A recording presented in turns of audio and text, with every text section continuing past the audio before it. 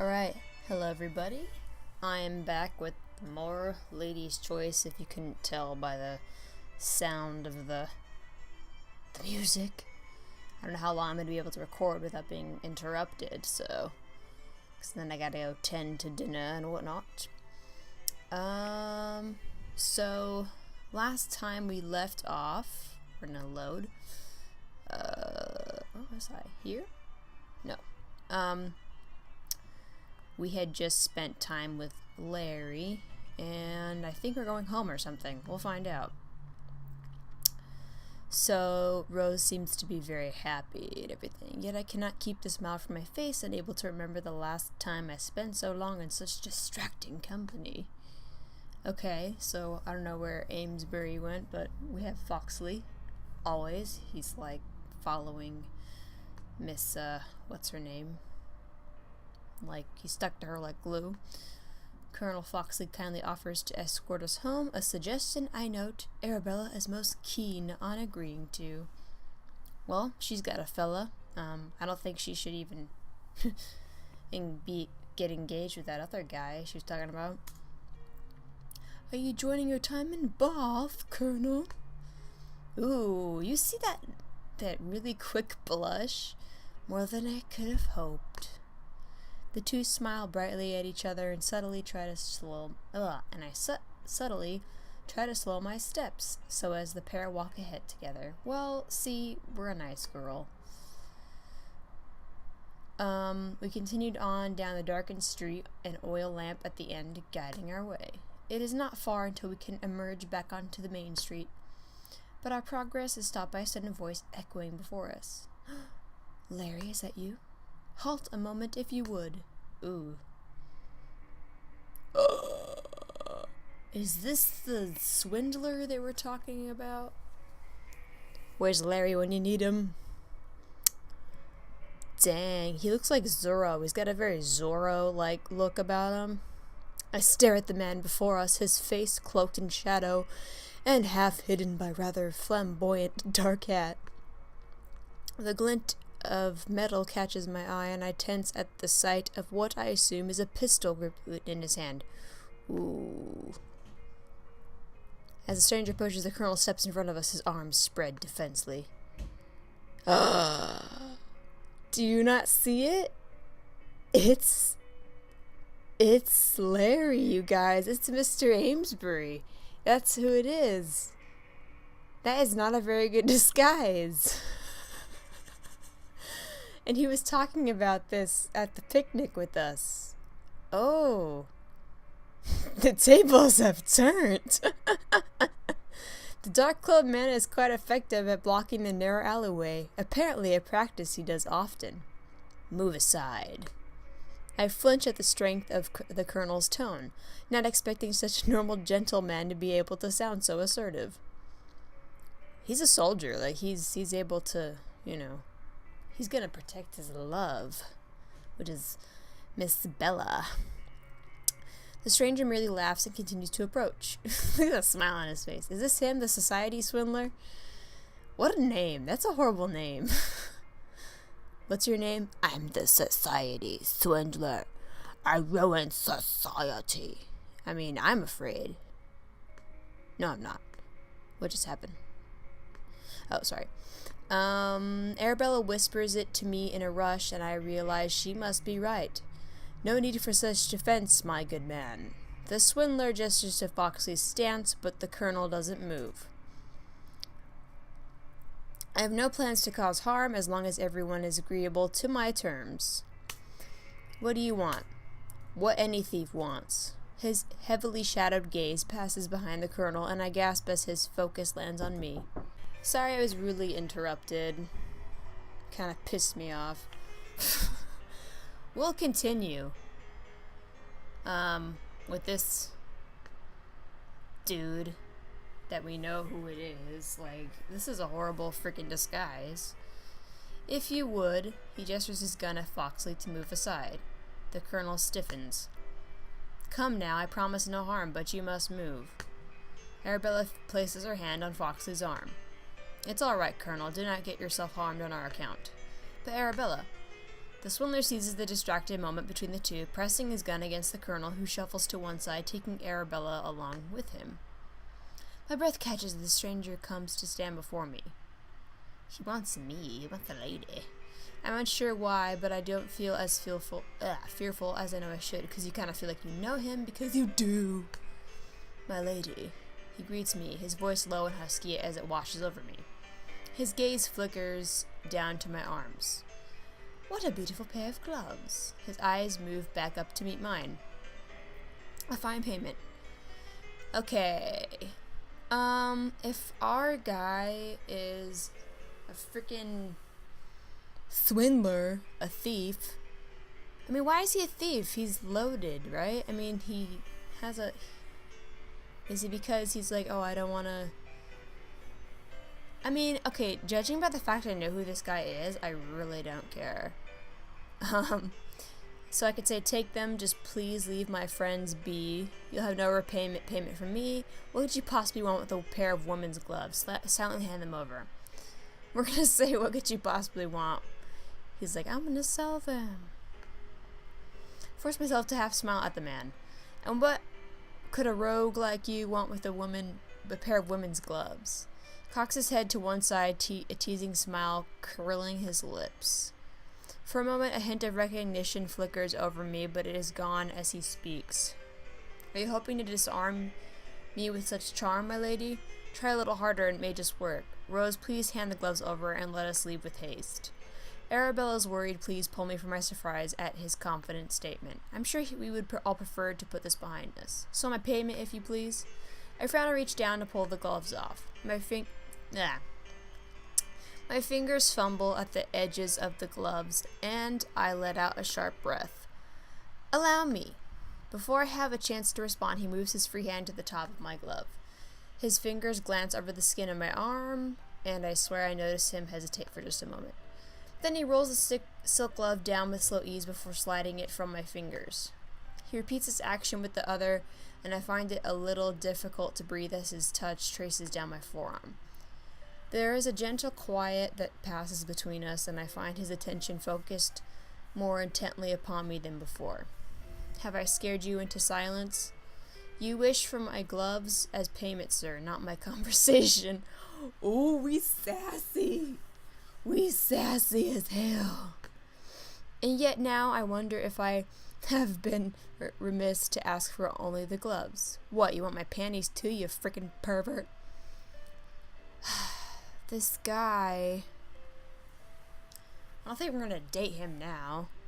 Cause, like, our character in the game may not notice that it's freaking him, but we see it. Like, this is a horrible disguise. Just because you put a mask on does not mean we can't freaking... Hi, we're back. Sorry about that. It didn't really... Okay, so he says that we're pretty, so... Or something like that. Perhaps another time. So I think he's gonna leave. He's gonna sort of not take any more, because we sort of were like, why would you want our gloves? That's kind of weird. I don't know, it's like, how much do gloves cost back in the day? Maybe it's his way of just getting something, like, you know, from someone he likes. I don't know, but anyways, continuing with the reading, he grasps the gloves in his hand and gives a small smile to break through my surprise at his compliment. Okay. My most heartfelt appreciation, my lady. He takes a step away, his gaze passing over Arabella and the colonel, huddled to one side. Enjoy your evening. Ooh, Arabella looks angry. He's just sort of like, this is unfortunate. Enjoy your evening. Okay, I already read that. And with that, he gives a polite tip of his hat before swinging up onto the wall and being lost to the darkness. I love how Arabella just looks really freaking angry. It's funny. I don't know. I stare at the spot where he had just been, only for my thoughts to be broken as Arabella grasps my arm tightly. Are you hurt? Rose, are you unharmed? Her voice is strained, her eyes wide with worry. I am quite fine. She does not let go of my arm, and I am unsure if it's more for her comfort or mine. I am There are no apologies I can give for allowing you to be handled by that. Please, Colonel, do not fret. We are all safe now. That is what matters. Yes, it seems that the swindler's reputation for lack of violence thankfully proved quite true. The man is a terror, no matter his manners. Please allow me to escort you home, then I shall speak to my colleagues about a search party. He begins to shuffle us onwards, but I can't help my gaze lingering on where the swindler had just been. Sorry, I keep getting interrupted. This is annoying as hell. Oh my god. Continuing on. Nobody fuck with me. Oh my god, son of a bitch. You know when you keep getting freaking interrupted, it's the most annoying fucking thing on the freaking planet. Anyways, I don't know if we can even date this guy unless he like has a really convincing reasoning. It's kind of lame that he's just a thief by night. Come on. It's kind of lame. He begins to shuffle us onwards, but I can't help my gaze lingering on where the swindler had just been. It seems fright is not the cause of my racing heartbeat.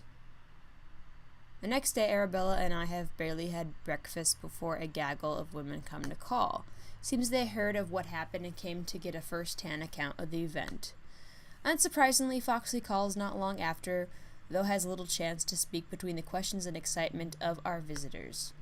Instead, he stands watch to one side, his worried gaze passing regularly over Arabella, who is in her element among society's most noble of ladies. Yay. I do my best to keep up with the flurry, though when it drags into the afternoon, I tell them they are intruding on our privacy. I do my best to continue to answer their questions and move away from the group.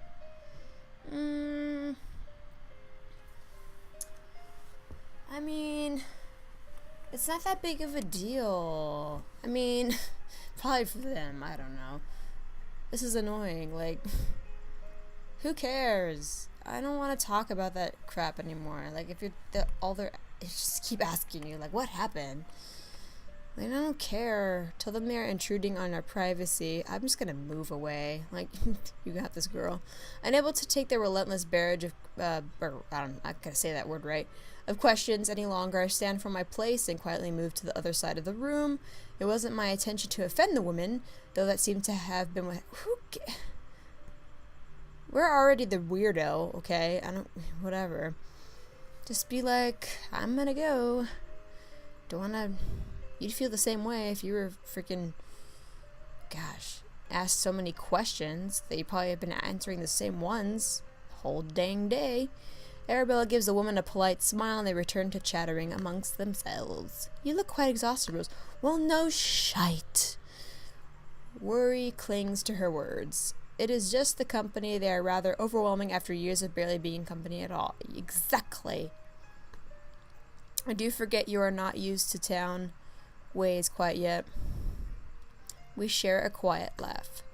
Maybe. Her words are cut short by Johnson shuffling into the room. Ah, Mr. Amesbury. Oh, shite. The room falls quiet as Mr. Amesbury strides inside. He glances over the gathered crowd before spying us in the corner. He tips his hat to the women. Good afternoon, ladies. Then he turns towards us, his smile more genuine. Hope I'm not intruding. Of course not, Mr. Amesbury. In fact, your timing is impeccable. She moves towards him, bringing me along with her, and then lowers her voice once again.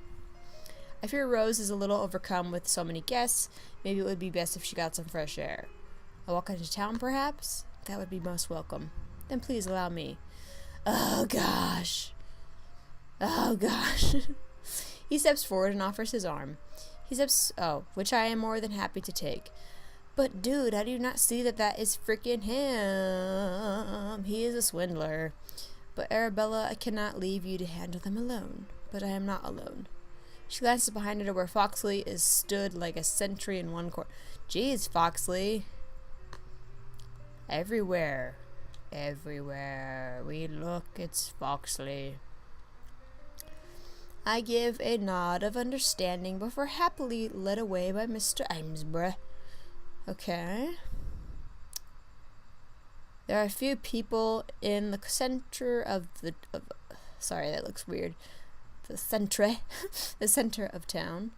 And I am thankful for the quiet and air. You're looking much brighter now, if you do not mind my saying so, Miss Smythe. I am most pleased to be out of the attentions of such overbearing company. I know how you feel. Though you and Lady Ashburn are the cause of today's most exciting topic. Genuine concern knots his brow, and he suddenly looks away from me as he speaks. Are you alright after what happened? I'm sure, I heard he didn't intend harm upon you. What should we say? Ooh, but we know it's him. Should we make him feel bad? Maybe if we make him, feel bad, he'll stop because he really likes us. And, our character likes him. Other than the swindler thing, he's an okay guy. I really am quite fine, if a little perturbed by it all. I wouldn't have allowed him to take a payment at all, if not for Arabella, please. Ooh, yes. Having people jump out on me is not something I'm used to, I admit. He didn't harm any of us, but it was still frightful. Sorry, I hit my microphone. I'm just gonna say it's not something I'm used to. It was all rather unexpected, I admit. People don't tend to jump out in front of me from the dark in the country. I'm unsure if that means the countryside is duller or safer. A little of both, maybe. We both give a laugh and continue walking on. Thinking back on it, he seemed barely interested in stealing. I wonder what would drive someone to do such a thing. Who knows the mind of any other person? I barely know my own at times. Obviously. Perhaps he is simply bored with life. And that would lead to theft? He gives a shrug and raises his brows. It would certainly stave off the melancholy that could arise from such a humdrum existence. Oh, so he's bored, so he's stealing? Oh gosh. I guess it's for the thrill, but find something else. Find something else to do with your time.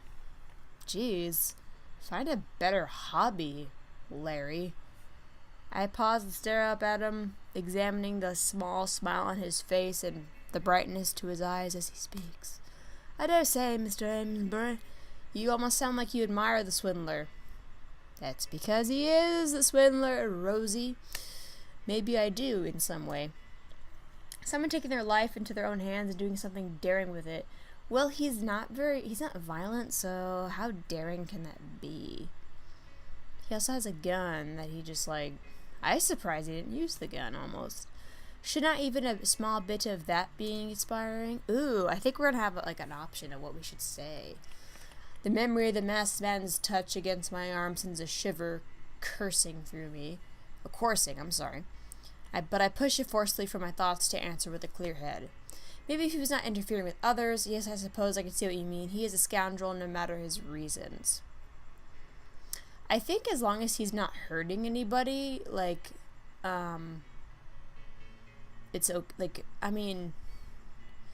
If you're not interfering with others, just don't bother people. It's just annoying. Not right. Maybe if he's not interfering with others, possibly it might be if his bid for excitement did not interfere with others. He glances away in thought before he gives a nod. Yes, you are quite right. I'm Rose Smythe. I'm always right. I'm also love and passion, by the way. Indeed, he cannot believe what he is doing is wholly a good idea. Ooh, Amesbury looks at me in confusion, unsure of my meaning. He does skulk about in cover of night and wear a mask after all. Indeed, I think anyone would fear the repercussions of society. Or maybe their family. I frown at the sudden seriousness in his tone, but it is gone before I can think more of it. Come, let us speak of lighter topics. No, we're going to talk about you, Mr. Swindler. He places his free hand on mine, wrapped in his arm, the touch making my breath catch. For a long while I do not know what to say, his fingers on mine stealing away thought. And for once it seems Amesbury has no words either, as entranced in the moment as I. Spend the rest of the afternoon talking on more general topics, and never once do we part as we walk. A pang of disappointment settles within me as we return to the house. She's like, ugh, take me somewhere else, Swindler. Even though she doesn't know it yet, but we know it because, duh, that's him. I hope that was they meant to make it that the guy looked like him. I bet you he's gonna, like, drop her gloves, and she's gonna be like, oh, my gloves! You are the swindler! But, if that's, like, that's, like, a basic, way. Please pass along my good wishes to Lady Ashburn. Of course, I know they'll be kindly received. We stand before each other, neither making any sign of moving away. I wish you did not have to part. Well, you didn't have to bring me back to my house with all those people inside. Jeez. I could easily spend the day in your enchanting company. Your boldness continues to catch me unawares, Mr. Amesbury, but I hope not unwanted. No, never that.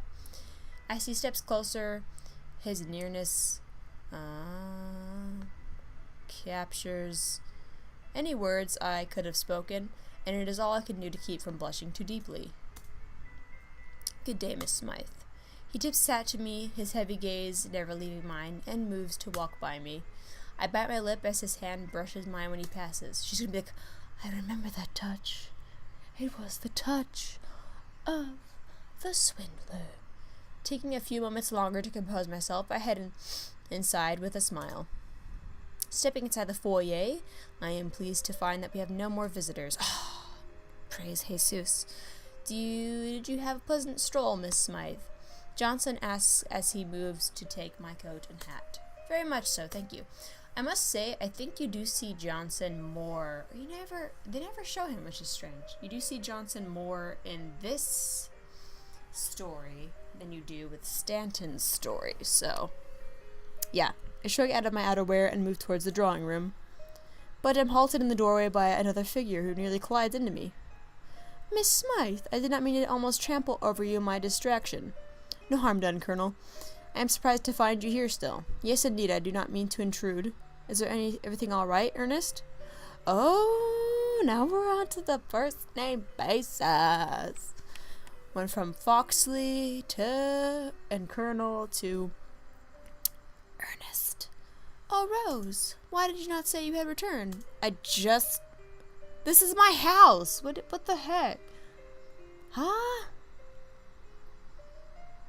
Why didn't you not say that you have returned? This is my house. You are my guest, Arabella. What is wrong with you? Oh, I don't have to announce, I am home. Like, what the heck? Maybe you convince Ernest that his presence is not a burden. It is not that I do not wish to stay, quite the opposite, in fact. But I did not realize the time had passed quite so quickly. You know, Arabella, he cannot, just be around you 24/7. You need to get over it. People have things in their lives that do not involve you. Like me, including Rose. Good company will do that. I suddenly wonder if it is not I who is the one intruding. Arabella is quite right. I'm sure the Colonel has other duties. Say nothing. I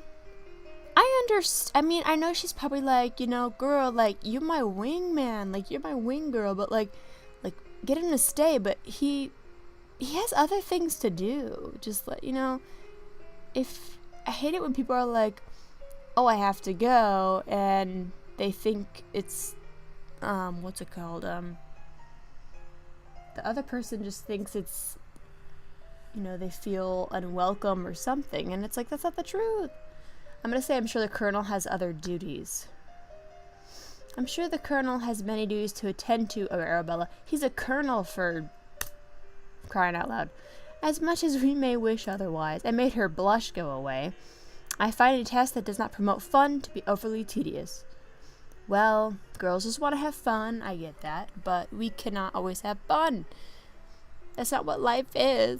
You have to do things, and you have to be an adult. Arabella, you have not learned of adulting. Hashtag adulting. But I understand they are necessary. Thank you. Any time spent with you would be no trial. His attention falls heavily on Arabella as he speaks, and I am amazed to find she is left speechless. The colonel clears his throat and straightens. Well, if it is not too presumptuous, then maybe I shall hope to see you at the assembly rooms tomorrow. Both of you, of course. Like how he's like, oh, I have to include her. She has no man. A wonderful idea, Colonel. Until tomorrow. With a small, sharp bow, he strides to grab his coat and cape before leaving. Arabella moves to watch him go, and I hear a small sigh escape her. I give her a sidelong look and smile. Ernest? Well... A flush of pink settled on her cheeks, not even slightly hidden, as she pushes a curl of hair from her face. He has done so much for us in such a short time, we felt it only reasonable to be on such terms. I'm sure. Why do you look at me in such a way? I'm merely smiling, that is all. Well, maybe your smile should be turned on the package you received whilst you were on your walk. Oh, with Mr. Amesbury. Now it is her turn to smile at me in such a manner. Ooh, okay. We'll end it after we look at this box. So I brush aside her obvious probing and glance at the long cream box set on the foyer table. I was not expecting a delivery. I didn't receive my UPS tracking number or anything. We move to the box, and I reach to untie the deep red ribbon holding it together. We both grasp at the... Oh, gasp, sorry. At the bright, elegant, and rather large bouquet of flowers inside.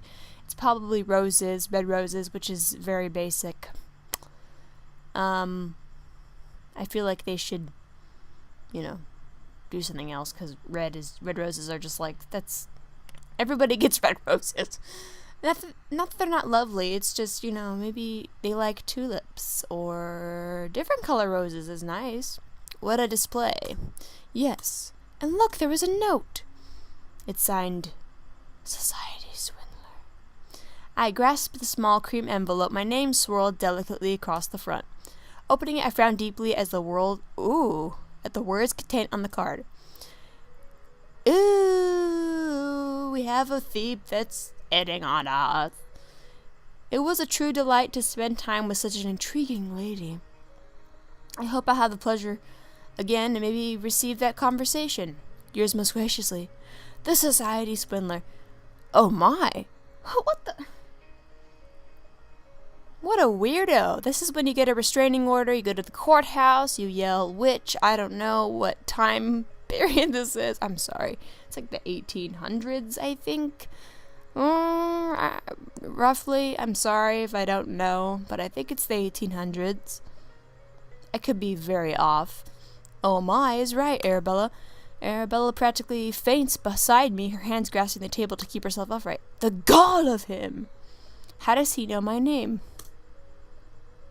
Probably because there's like only 2 single women in this entire town. She snatches the note and reads it again. It seems shock quickly gives way to barely concealed delight, though he does write with such elegant script. What? How will be the center of a talk when this is known? Not that I should want such a thing. Rose, are you all right? The card falls back onto the flowers as she turns to watch me with true worry. It's all such a surprise. I barely know how to react. It's nice to give flowers even with the sender being him. How dare he taunt me like this? I fear this will make many of the ladies from today rather envious. I should return them. Should we return them? But how do we don't have an address.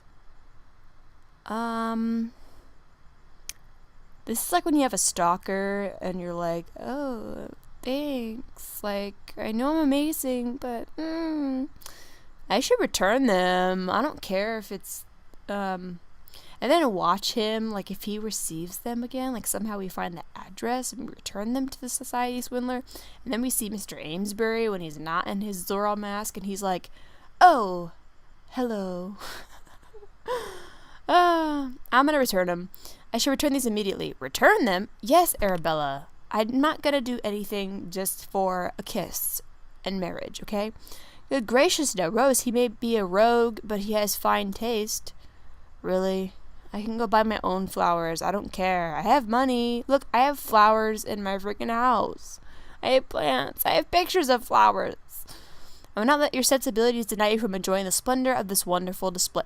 You know what? She's in my house to tell me what to do with my bouquet of flowers. Oh, sorry, I didn't read that. Johnson. The butler shuffles it in, his brow arching at the flowers bundled in her arms. Do we have a spare vase?